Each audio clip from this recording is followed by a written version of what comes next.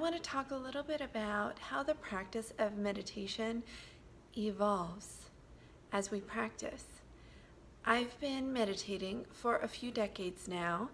I began when I was very, very young, closing my eyes, usually at night, and using the power of my imagination in order to practice movements that were repetitive in the sport that I played. I would practice it over and over and over, and I'd breathe and I'd imagine the way that my muscles would move in the precise routing that would offer the best outcome in my sport. This is something that I began to practice because I wasn't able to practice my sport, tennis, year-round where I lived. When I was a teenager, I began to meditate in a more traditional way with a meditation teacher who taught me to focus in on my breath, to breathe in on a 4 count, hold on a 4 count, exhale on a 4 count, hold on a 4 count.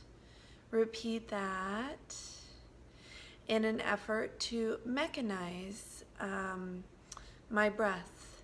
And then after mechanizing my breath and zoning in on the count and the hold and exhale and the hold, and then I would allow my breath to go into more of an involuntary relaxed state, and then work on mantra.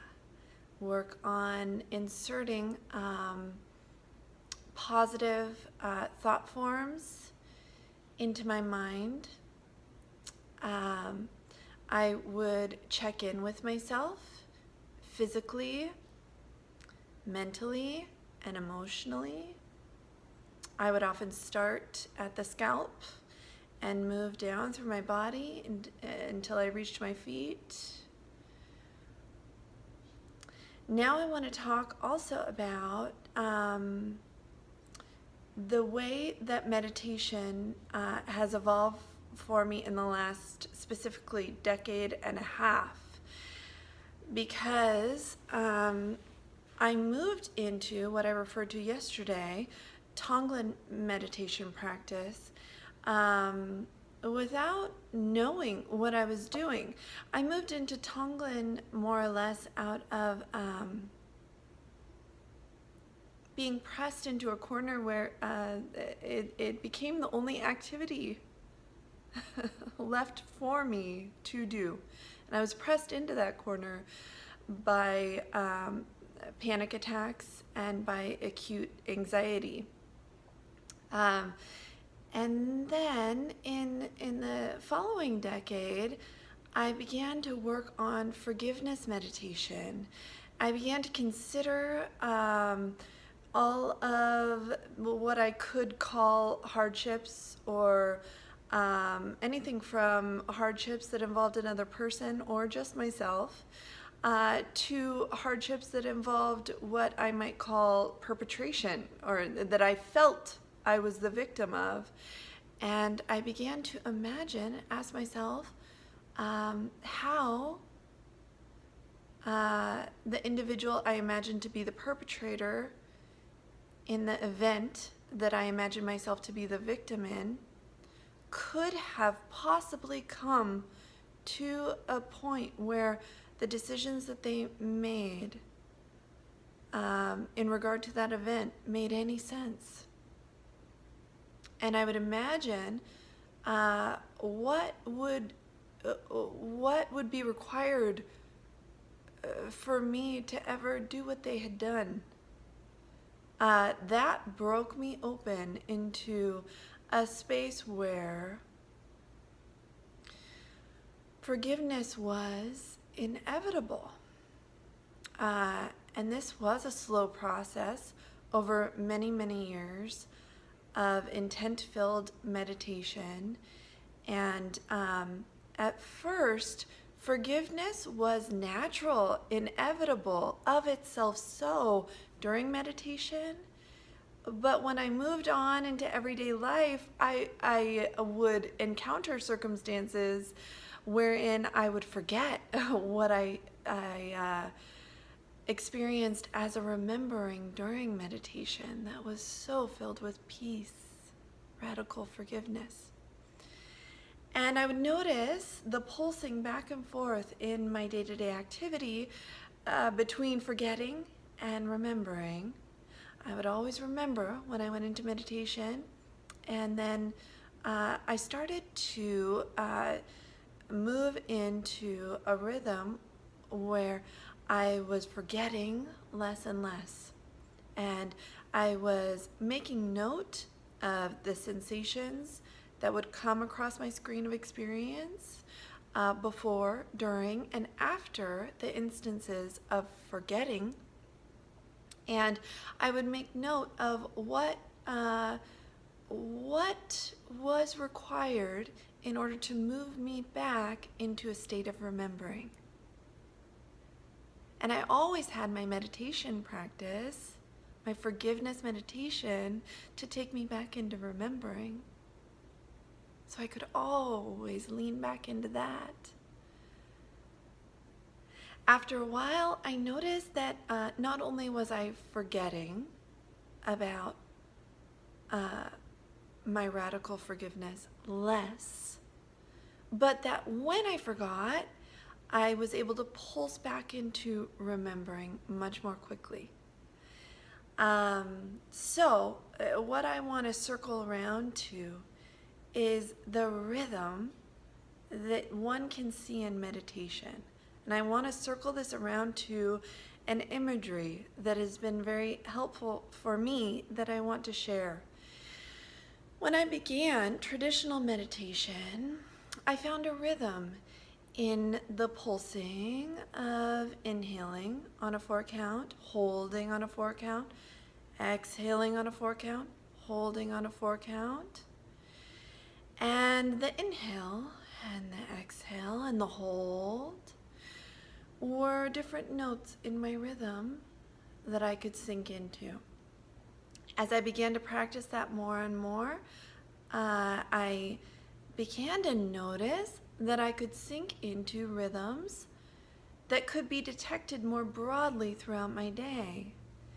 And there are different things that we can use to pull us back into notes in our rhythm that create a pattern. Intent-filled notes in our rhythm that open remembering. Those are traditionally, when we begin, the notes of inhale and exhale.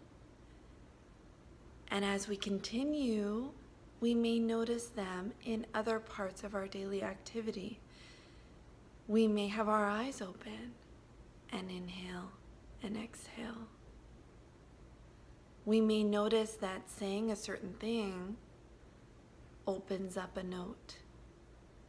We may notice that using our vocal cords, humming our breath so that we can feel it vibrate over our vocal cords, that vibration that inevitably brings warmth to a space in our body where oftentimes our energy is held and stilled and collected in a way that doesn't allow for movement in the experience of the emergence of panic situations, or the sensation of doom or emergency sensations in a panic attack. I can open up a rhythm toward the notes of remembering by bringing warmth to those areas with my hands. What I want to suggest is that the rhythm opens. The rhythm that we can begin with in the very traditional, straightforward sense with our inhale and our exhale can be broadened. In a sense, we can time travel and we can apply an inhale, exhale to the broader perspective of our day. And note that there are so many foundation points as we maneuver through our daily activity upon which we can bounce into the different openings of our rhythms and into the opening of remembering. One of the many foundation points that I have noted is the gratitude that I feel in forgetting, as I must forget in order to remember. I want to tie this into the vocal readings that I'll be doing today. This is my final day reading from Chogyam Trungpa's Training the Mind and Cultivating Loving Kindness. And I'm reading from page 88. When pleasurable or painful circumstances hit, you do not become their slave. You've learned how to reflect suddenly on Tonglen and on bodhicitta mind, generosity. So you are not subject to extreme pleasure and extreme pain or depression at all. When you meet with a situation, that situation affects your emotions and your state of mind. But whenever your state of mind and your emotions are affected because of that jolt, suddenly the situation itself becomes your awareness and your mindfulness. It comes to you. So there is less need for you to put effort into it from your end. You do not have to try to protect, to understand, or to be watchful. That does not mean that you should just give up and things will come to you all the time. There's obviously a need for you to develop basic awareness and mindfulness and to be alert altogether. But that alertness could be a fundamental frame of mind, which is connected with the paramita of meditation. Without further ado, I'll move on toward today's readings. Enjoy. Page 61. Whenever any difficult situation comes along, you begin to feel grateful. At this point, you regard anything that can wake you up as best. You regard anything that provides you with the opportunity for mindfulness or awareness, anything that shocks you, as best, rather than always trying to ward off any problems. Page 66. Usually confusion is connected with aggression a great deal. It is adharma or anti-dharma. Dharma does not have a sense of aggression, it is just simple truth. But truth can be diverted or challenged or relocated by all kinds of conceptual ideas. Truth can be cut into pieces by one's own individual aggression. There's also the possibility that our individual aggression is regarded not as dirty aggression, but as very polite aggression, smeared with honey and milk. Such aggression is known as an ego trip, and it needs to be cut through. Page 69. In some sense, when you begin to settle down to that kind of practice, to that level of being decent and good, you begin to feel very comfortable and relaxed in your world. It actually takes away your anxiety altogether, because you don't have to pretend at all. You have a general sense that you don't have to be defensive, and you don't have to powerfully attack others anymore. There's so much accommodation taking place in you, and out of that comes a kind of power.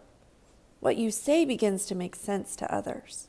The whole thing works so wonderfully. It does not have to become martyrdom. It works very beautifully. Page 81. In order to have an affectionate attitude to somebody else, you have to be without ground to begin with. Otherwise, you become an egomaniac trying to attract people out of your seduction and passion alone or your arrogance. Compassion develops from shunyata, emptiness or openness, or non-ground, because you have nothing to hold on to, nothing to work with, no project, no personal gain, no ulterior motives. Therefore, whatever you do is a clean job, so to speak. So compassion and shunyata work together. It is like sunning yourself at the beach. For one thing, you have a beautiful view of the sea and ocean and sky and everything. And there's also sunlight and heat and the ocean coming toward you. Page 95. If the practice of egolessness begins to become just another way of building up your ego by giving up your ego, it is like eating poisonous food. It will not take effect. In fact, rather than providing an eternally awakened state of mind, it will provide you with death, because you're holding on to your ego. So if your reason for sitting or doing post-meditation practice or any other kind of practice is self-improvement, it is like eating poisonous food. If I sit properly, with the greatest discipline and exertion, then I will become the best meditator of all. That is a poisonous attitude. This is a very powerful slogan for us. It means that whatever we do with our practice, if that practice is connected with our personal achievement, which is called spiritual materialism, or the individual glory, that we are in the right and others are wrong, and we would like to conquer their wrongness or evil because we are on the side of God and so forth, that kind of bullshit or cow dung is regarded as eating poisonous food. Such food may be presented to us beautifully and nicely, but when we begin to eat it, it stinks. Page 101. The one intention is to have a sense of gentleness toward others and a willingness to be helpful to others always. That seems to be the essence of the Bodhisattva vow. In whatever you do, sitting, walking, eating, drinking, even sleeping, you should always take the attitude of being of benefit to all sentient beings. Page 107. The practice of Lojong includes everyone and everything. It is important to be thorough and impartial in your practice, excluding nothing at all that comes up in your experience. I'm on page 108, and this will be the final passage that I read from this book, and it expands upon and emphasizes the last point that I read from page 107. It is twisted compassion to be compassionate to those who endure hardships in order to practice Dharma, but to be unconcerned and uncompassionate to those who do evil.